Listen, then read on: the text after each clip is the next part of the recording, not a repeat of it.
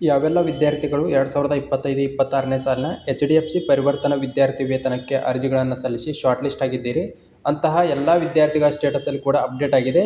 ಯಾರೆಲ್ಲ short list ಆಗಿದ್ದೀರಿ ಅಂತಹ ವಿದ್ಯಾರ್ಥಿಗಳ ಡಾಕ್ಯುಮೆಂಟ್ ವೆರಿಫಿಕೇಷನನ್ನು ಸ್ಟಾರ್ಟ್ ಮಾಡಿದ್ದಾರೆ. ಸ್ಟೇಟಸನ್ನು ಒಂದು ಸಾರಿ ಚೆಕ್ ಮಾಡ್ಕೊಳ್ಳಿ. ಪ್ರತಿಯೊಬ್ಬರು ಸ್ಟೇಟಸಲ್ಲಿ ಕೂಡ ಅಪ್ಡೇಟ್ ಆಗ್ತಾ ಇದೆ.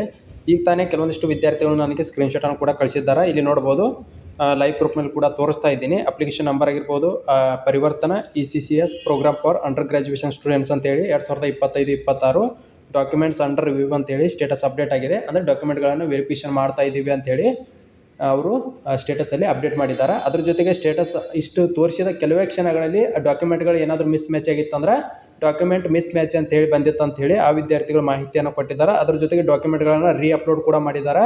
ಇಲ್ಲಿ ಕಾಣ್ತಾ ಇರ್ಬೋದು. ನಿಮ್ಮದು ಕೂಡ ಸ್ಟೇಟಸಲ್ಲಿ ಅಪ್ಡೇಟ್ ಆಗಿದೆಯಾ ಇಲ್ವಾ ಎಂಬುದನ್ನು ದಯವಿಟ್ಟು ಕಮೆಂಟ್ ಬಾಕ್ಸಲ್ಲಿ ಕಮೆಂಟ್ ಮಾಡಿರಿ. ಇನ್ನೇನು ಕೆಲವೇ ದಿನಗಳಲ್ಲಿ ಈ ವಿದ್ಯಾರ್ಥಿ ವೇತನದ ಅಮೌಂಟು ಸ್ಯಾಂಕ್ಷನ್ ಆಗ್ತಾ ಇದೆ. ಈಗಾಗಲೇ ಈ ವಿದ್ಯಾರ್ಥಿ ವೇತನಕ್ಕೆ ಸಂಬಂಧಪಟ್ಟಂತೆ ಸೆಲೆಕ್ಷನ್ ಪ್ರೊಸೆಸ್ ಆಗಿರ್ಬೋದು, ಯಾವ ದಿನಾಂಕದಿಂದ ಯಾವ ದಿನಾಂಕದವರೆಗೂ ಕೂಡ ವೆರಿಫಿಕೇಷನ್ ಮಾಡ್ತಾರೆ, ಅಪ್ಲೋಡ್ ಮಾಡೋಕ್ಕೆ ದಿನಾಂಕದ ಬಗ್ಗೆ ಆಗಿರ್ಬೋದು, ಹಾಗೆ ಕೊನೆಯಲ್ಲಿ ಸ್ಕಾಲರ್ಶಿಪ್ ಅಮೌಂಟನ್ನು ಯಾವ ಸಮಯದಲ್ಲಿ ನೀಡ್ತಾರೆ, ಪ್ರತಿಯೊಂದು ಮಾಹಿತಿಯನ್ನು ಕೂಡ ಹಿಂದಿನ ಒಂದು ವಿಡಿಯೋದಲ್ಲಿ ಮಾಹಿತಿಯನ್ನು ಕೊಟ್ಟಿದ್ದೀನಿ.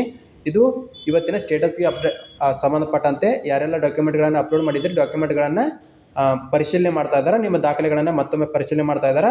ಪರಿಶೀಲನೆ ಸಮಯದಲ್ಲಿ ಏನಾದರೂ ಡಾಕ್ಯುಮೆಂಟ್ಗಳು ಮಿಸ್ ಮ್ಯಾಚ್ ಆಗಿತ್ತಂದ್ರೆ ತಕ್ಷಣ ಅಪ್ಲೋಡ್ ಮಾಡೋಕ್ಕೆ ಕೂಡ ಅವಕಾಶವನ್ನು ಕೊಡ್ತಾರೆ. ನೀವು ಅಪ್ಲೋಡ್ ಮಾಡಿದ್ರೆ ಮತ್ತೊಮ್ಮೆ ವೆರಿಫಿಕೇಷನ್ ಮಾಡಿ ಅಂತಿಮವಾಗಿ ಸ್ಕಾಲರ್ಶಿಪ್ ಅಮೌಂಟನ್ನು ಕೊಡ್ತಾರೆ.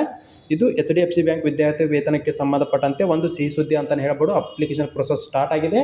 ಸದ್ಯದಲ್ಲಿ ಅಮೌಂಟ್ ಬರುತ್ತೆ ಅಂತ ಹೇಳ್ತಾ ಈ ವಿಡಿಯೋನ ಇಲ್ಲಿಗೆ ಮುಗಿಸ್ತಾ ಇದ್ದೀನಿ. ಮತ್ತು ಜೊತೆಗೆ ಯಾರ್ದೆಲ್ಲ ಸ್ಟೇಟಸಲ್ಲಿ ಅಪ್ಡೇಟ್ ಆಗಿದೆ ದಯವಿಟ್ಟು ಕಮೆಂಟ್ ಬಾಕ್ಸಲ್ಲಿ ಕಮೆಂಟ್ ಮಾಡಿರಿ ಅಂತ ಹೇಳ್ತಾ ಈ ವಿಡಿಯೋನ ಇಲ್ಲಿಗೆ ಮುಗಿಸ್ತಾ ಇದ್ದೀನಿ.